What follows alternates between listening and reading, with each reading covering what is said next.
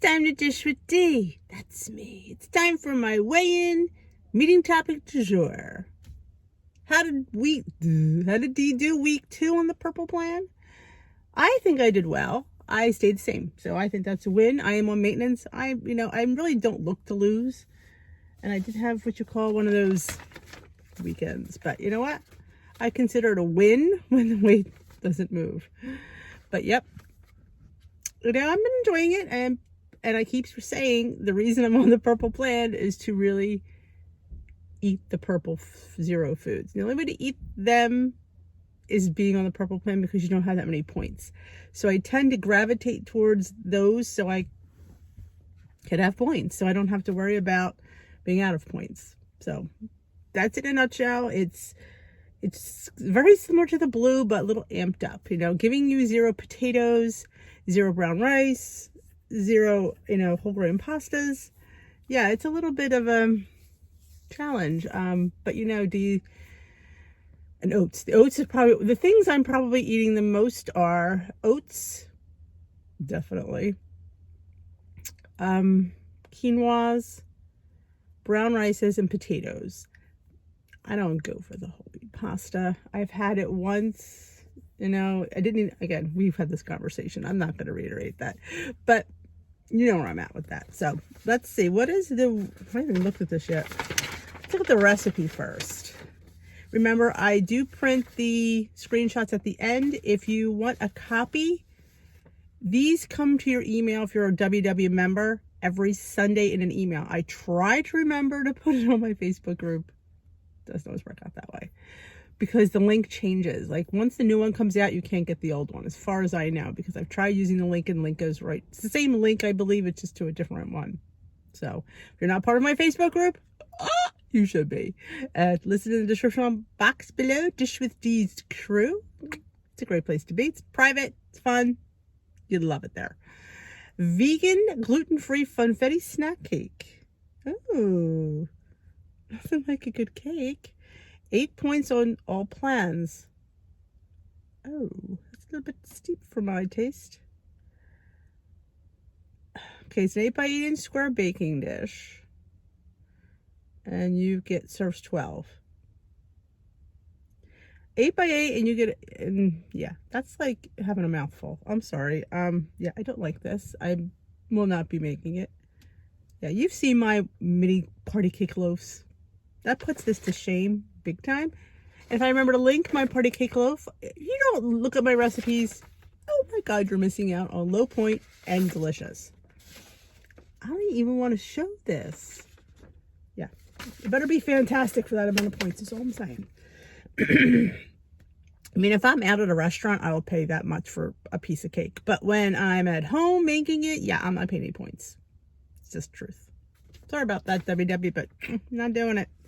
All right, I digress. Let's see if I can enjoy this one this week. I'm not really into these topics, but I do it for you guys. So I never look at these till I'm coming on here. So that's why I kind of react. All right. Make a plan for unexpected food. Oh, unexpected food. We all have, I can't possibly say no to it in front of me. Oh, yes, I do know that feeling. Favorite foods that are higher in smart points. Sure, we might be planning pros that can fit them into our lives, focusing on 0 point foods, pre-tracking them, and using our weeklies or rollovers. But what happens when that food appears in front of us and we weren't expecting it? We don't have a plan. Instead of just going on autopilot and eating, whether we truly want it or not, which we've done that before, we can pause and mindfully check in with ourselves and make a conscious choice about what to do next. What to do. Ooh, let's see their strategies. Staring at a heaping plate of fudgy brownies. Take a breath and follow these steps during an unplanned moment. First of all, if it's an unplanned heaping plate of brownies and I know these brownies are good, or I don't know that. First, that's what I'll do first. I'll look at that plate of brownies and say, do I know it's good? I mean, if you know certain people, you know what the brownies are. There's a bakery that makes the most incredible brownies. Just saying. And there's some that, yeah, they're not. So I would sit there and start with that, whether you know what they are or not, and then decide whether you want it. Because if you know that they're not good, if they're somebody's like box brownies, I wouldn't waste points. All right, lean on these strategies. Turn to those go-to moves you already know so well to check if the brownies can fit into your budget. If not, seek a smaller portion might work. You could always use your weeklies or any rollovers from that weekly pile. Piling up on the 0-point foods throughout the rest of the day may free up some room. That is true, but it depends on what those 0-point foods are.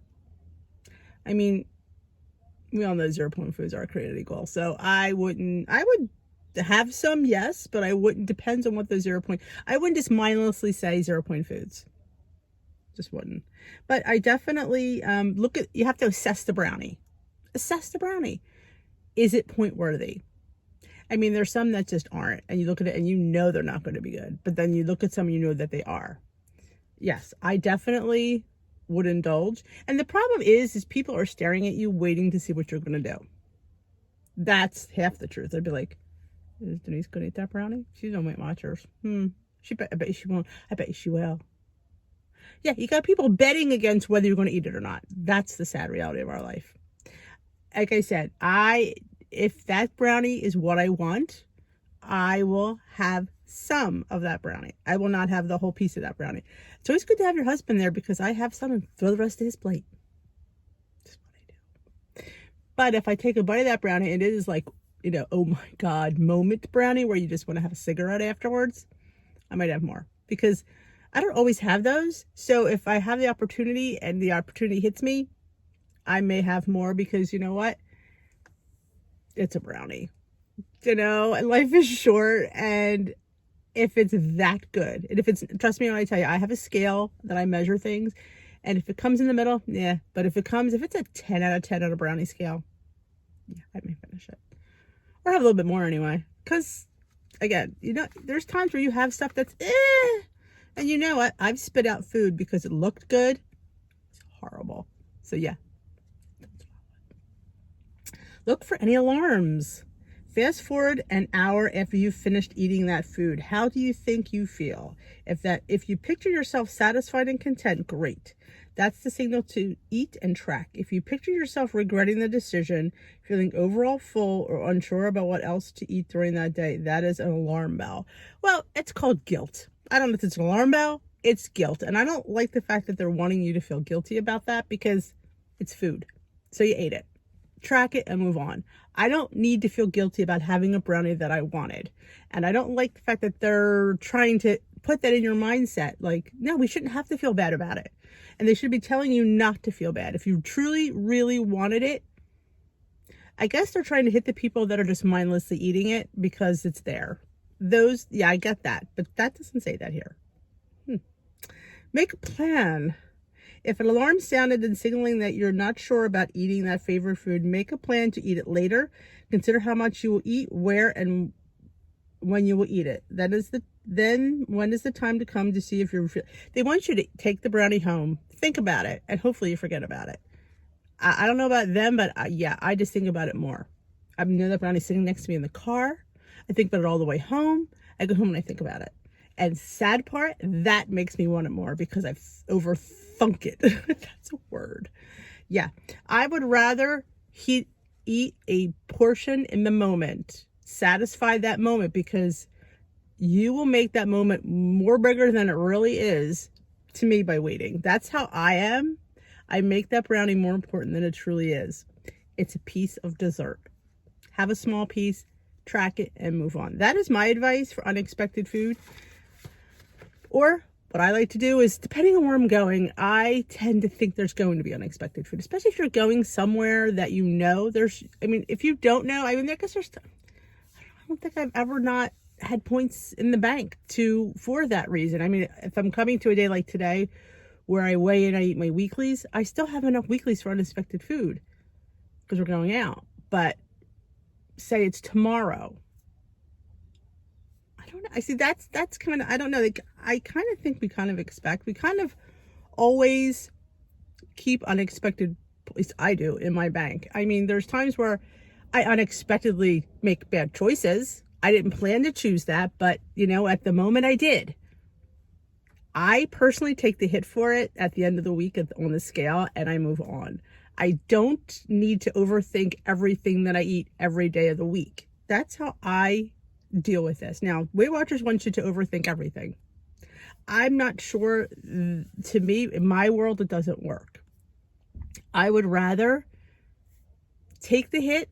If the scale says what the scale says, I move on. If the scale's up, the scale's up. I don't think that that's a loss. I think that's being normal in my world. I feel like I'm going to have weeks where I'm going to have a gain, and I think it's okay. I feel I'm okay with it because I took that, I owned it, I accepted the consequences. And that's, to me, is truly accepting the lifestyle, because in a lifestyle, you have ups, you have downs. So that is where I'm at with this topic. I don't want people to get in their head with this. See, that's my problem with some of these topics. It gets in your head. And yeah, there's going to be times where you make bad choices or unexpected choices. And we have to either make them and accept it, make them and be upset with ourselves, or not make them at all. That's your choice. There's 3 choices in that. I pick, if I choose to make it, I accept it. I accept the consequence. I'm an adult. I'm not a 5-year-old. I've made that choice. I've accepted making that brownie. I took that brownie, and I'm accepting the consequences for eating that brownie. I try not to make myself feel bad about it because it's food. It's dessert. I'm not killing anybody. I don't need to feel guilty about that. I'm not hurting anybody by eating that brownie. Am I hurting myself? And for that week, but you know what? I have a whole new week. I have a whole new day. Tomorrow's a new day. I reset the next day, and I said, you know what? Yeah, I made a bad choice yesterday, but today's a new day, and I'm going to make better choices today. To me, that's how I need to live to be successful. And I want you to be successful. And I don't want you to feel bad about a bad choice that somehow you didn't have control over because it was unexpected, which means you didn't plan for it. It was thrown in your lap. You make the best choice you can at the moment. That's my take on this topic. I'm not sure what anybody else's take is, but that's how I have to live my life, because I need to be a whole person, and I need to think for the whole. I can't worry about every little thing that pops up that it's going to be negative. To me, that was a negative response. And I just need to turn things into a positive response, because things are going to come up in life, and it's how we handle it. And we need to handle things as an adult and take responsibility. Make the choice. Either A, you take it, or B, you don't. And if B, you take it, you need to know what's going to happen in C, which, yeah, you might throw your week off a little bit. It might not. You might have that brownie and still have a great loss on the scale. There's no rhyme or reason sometimes why the scale does what the scale does. So you can't sit there and say you can have unexpected food choice and not have a good week. So take that in your pipe and smoke it. Take that for what it's worth. And that is my take on that. I hope you enjoyed it.